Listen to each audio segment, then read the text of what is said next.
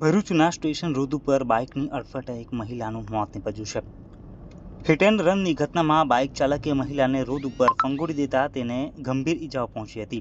ગંભીર ઈજાઓના પગલે મહિલાનું કરુણ મોત નીપજ્યું હતું. ભરૂચના પૃથ્વી માર્કેટ નજીક રોડ ક્રોસ કરી રહેલી મહિલાને બાઇક ચાલકે ફંગોળી હતી.